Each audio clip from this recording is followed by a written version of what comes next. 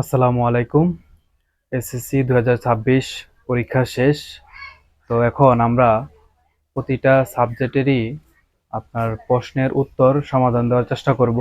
তো আজকে আমরা নিয়ে এসেছি গণিতের 2 নাম্বার সৃজনশীলের সমাধান। তো আমরা শুরু করি কথা না বলে।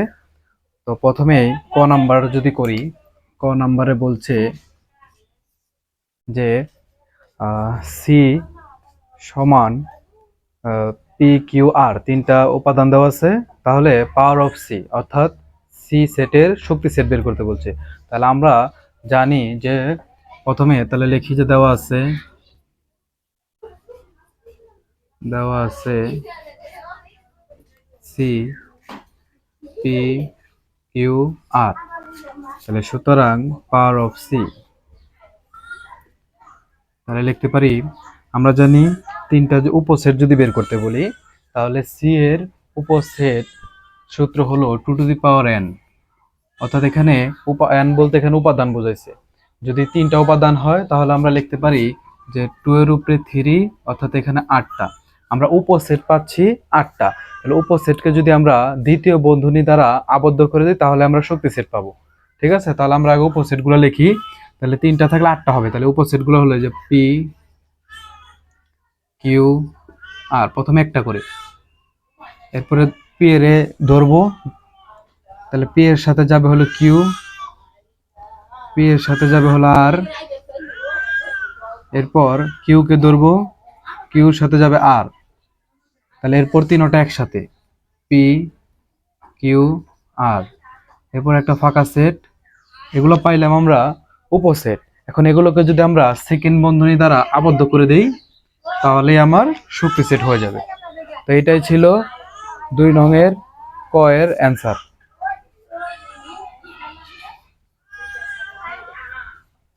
খুব সহজ ছিল। এরপরে যদি আমরা খ নাম্বার করি, বলছে এস কে তালিকা পদ্ধতিতে নির্ণয় পূর্বক রেঞ্জ নির্ণয় করা। প্রথমে তো আমরা এস কে তালিকা পদ্ধতিতে নির্ণয় করব। তাহলে আমি লিখি কি কি দেওয়া আছে দেখি আমরা। দেওয়া আছে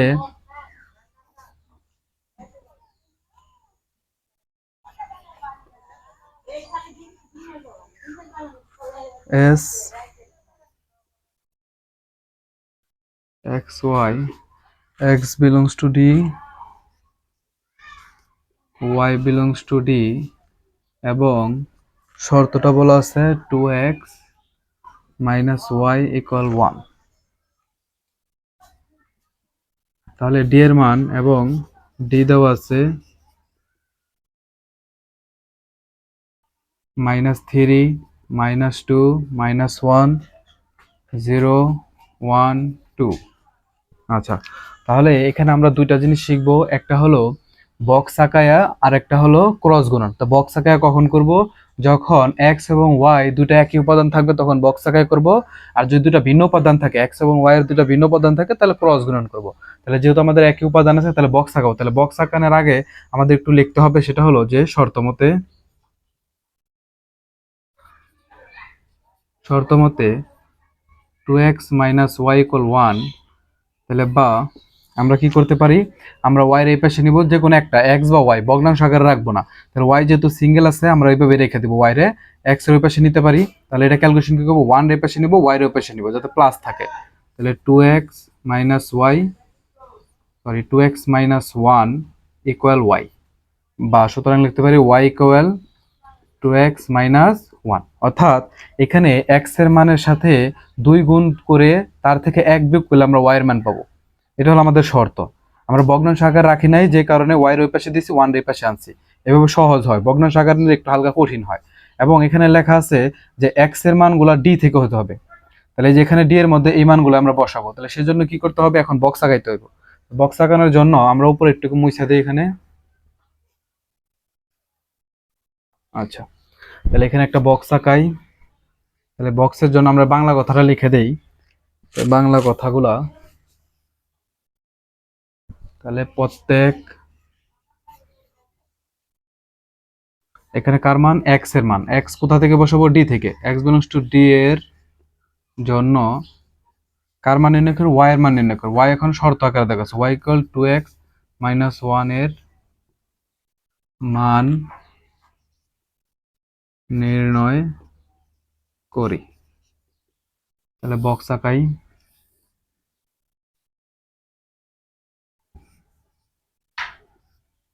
তাহলে উপরে দেবো এক্স, নিচে দেবো ওয়াই। এখন মানগুলা কি হবে, ডি এর গুলা, ডি এর মধ্যে কি কি আছে, -3, -2, -3, -2, -1, 0, 1, 2, 0, 1, 2।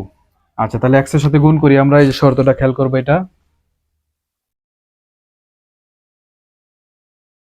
তাহলে এখানে এক্স এর সাথে -3 গুণ করলে -6, -6 এর সাথে -1 করলে -7, তাহলে -2 বসাইলে -4, -4 এর সাথে 1 করলে -5, মাইনাস করলে 2 অকে 2, অর্থাৎ -2, -2 আর -1, -3, 0 বসাইলে 2, তাহলে 1 বিয়োগ 2 1 0 0, -1, 1 বসালে 2 একে 2, 2 থেকে 1 বিয়োগ করলে 1, 2 বসালে 2 দুগুণে 4, 4 থেকে 1 গেলে 3 থাকে। বাস, এখানে আমরা এই মানগুলো পেয়ে গেলাম। এই যে এখান থেকে এইভাবে ক্যালকুলেশন করছি, এক্স এর জায়গায় এই মানগুলো আমরা বসাইছি, বসাইলে এই ওয়াই এর মানগুলো পেয়ে যাই। আচ্ছা, এখন যে বিষয়টা সেটা হলো আমার আবার ওয়াই এর মানগুলোও বলছে ডি থেকে হতে হবে, ওয়াই বিলংস টু ডি।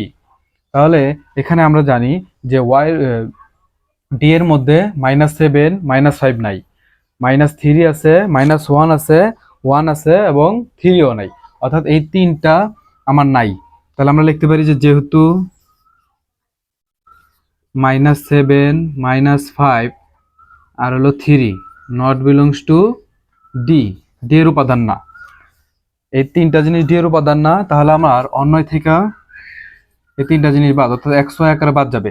তাহলে -3 সাথে যাবে -7, -2 এর সাথে যাবে -5 আর 2 এর সাথে যাবে 3, নট বিলংস টু আমার অন্যয় ছিল এস, এস থেকে বাদ যাবে, এস থেকে বাদ যাবে। তাহলে সুতরাং এস হলো বাকিগুলা উত্তর। তাহলে বাকিগুলা কোনগুলা লিখতে পারি, -1, -3, 0, -1, 1, 1। বাস, তাহলে এগুলো আমার অন্য হয়ে গেল। এখন চাইছে রেঞ্জ, তার রেঞ্জ হলো ওয়াই মানগুলা, রেঞ্জ। তাহলে আমরা লিখতে পারি পরের মানগুলো, অর্থাৎ এখানে এক্স, এটা ওয়াই, ওয়াই এর মানগুলা রেঞ্জ -3, -1, 1। এই তো আমাদের খ, এটা অ্যান্সার।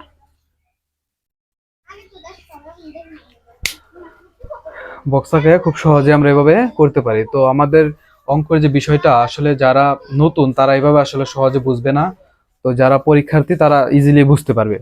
আর যারা নতুন তাদের জন্য আমাদের কোচিংয়ে 2টা ব্রাঞ্চ আছে, পাড়াগ্রাম এবং রস্তমপুর। তো আপনারা যদি ভর্তি হন তাহলে অবশ্যই আপনাদের একদম বেসিক ধরে ধরে শিখিয়ে দেওয়া হবে এবং সহজভাবে, খুব সহজভাবে আমাদের প্রত্যেকটা শিক্ষার্থীদেরকে নোট প্রদান করা হয়। আচ্ছা, এরপর আমরা গ নাম্বার যদি দেখি,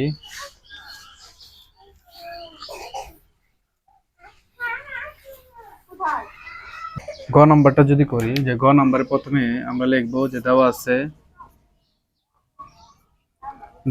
আছে U x belongs to N, অর্থাৎ এক্স এর উপাদানগুলো স্বাভাবিক সংখ্যা হবে 2 থেকে 3 থেকে বড়, আর কি 3 থেকে বড় বা 3 এর সমান এবং 8 থেকে ছোট বা 8 এর সমান।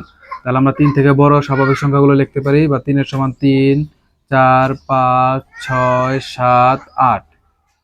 এরপরে এর মানগুলো আছে যে এক্স বিলংস টু এন এবং স্বাভাবিক সংখ্যা, এক্স এর মানগুলা এক্স মৌলিক সংখ্যা, এক্স এর মানগুলো অবশ্যই কি হবে, মৌলিক সংখ্যা হবে এবং 7 এর ছোট হবে বা 7 এর সমান হবে। তাহলে আমরা মৌলিক সংখ্যাগুলো লিখতে পারি 2, 3, 5, 7। আচ্ছা, এরপর বি এর মানগুলা, বি দেওয়া আছে হলো 4, 6, 8। বাস, এই মানগুলো আমরা লিখে নিলাম সুন্দর মতো। তাহলে ইউর মানগুলা 3, 4, 5, 6, 7, 8, এর মান হবে 2, 3, 5, 7, যেহেতু মৌলিক সংখ্যা বলছে, এবং বি আছে হলো 4, 6, 8। তাহলে এটা করার জন্য আমাদের প্রথমে তাহলে কি করব, প্রথমে আমরা করব যে এখন এ ইন্টারসেকশন বি, অর্থাৎ এ ও বি এর মধ্যে মিল। তাহলে এ আছে হলো 2, 3, 5, 7 আর বি আছে হলো 4, 6, 8। তাহলে দুটার মধ্যে আমরা দেখেন কি মিল পাইতেছি, এখানে আমরা কোনো মিলই পাচ্ছি না, তাহলে অর্থাৎ এখানে ফাঁকা সেট হবে। তাহলে এখন লেফট হ্যান্ড সাইডে দেওয়া ছিল A intersection B whole prime, অর্থাৎ পূরক সেট দেওয়া আছে। তাহলে আমরা ইজিলি পূরক সেট করতে পারি, সেটা কিভাবে, যে ইউ থেকে বাদ এ ইন্টারসেকশন বি বাদ দিব। তাহলে ইউর মানগুলো আমরা লিখতে পারি 3, 4, 5, 6, 7 এবং 8। আর এ ইন্টারসেকশন বি এর মান আমরা বের করছি ফাঁকা সেট, অর্থাৎ কোনো উপাদান নেই। তাহলে আমরা যদি বাদ দেই, বাদ দেওয়ার কিছু নাই, তাহলে অর্থাৎ আমার 3, 4, 5, 6, 7, 8 এটা হইব লেফট হ্যান্ড সাইড। আচ্ছা, এখন রাইট হ্যান্ড সাইড যদি করি তাহলে আমাকে বের করতে হবে, হ্যাঁ আপনি একটু খেয়াল করে রাখেন, দেখেন লেফট হ্যান্ড সাইড কি বেরিয়েছে 3, 4, 5, 6, 7।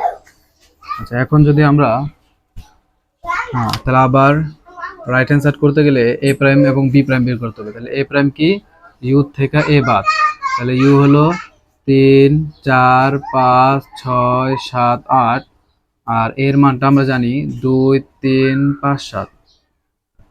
আচ্ছা, তাহলে এখান থেকে আমরা যদি বাদ দেই তাহলে আমরা 3 বাদ যাবে, 5 বাদ যাবে, 7 বাদ যাবে, তাহলে 4, 6, 4, 6, 8।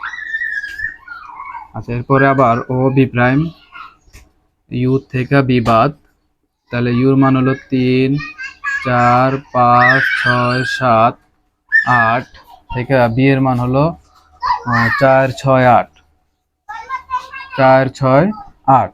তাহলে এখান থেকে যদি আমরা বাদ দিই 4, 6, 8, তাহলে 3, 5, 7, 3, 5, 7, বাস খুব বাদ।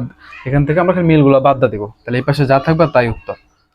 আচ্ছা, এখন আমরা তাহলে রাইট হ্যান্ড সাইডে চলে যাই। রাইট হ্যান্ড সাইড, তাহলে এ প্রাইম ইউনিয়ন বি প্রাইম, তাহলে এ প্রাইমের মান আমরা পাইছি 4, 4, 6, 8, ইউনিয়ন মানে সবগুলা নিতে হবে, তাহলে বি প্রাইমের মান হলো 3, 5, 7, 3, 5, 7।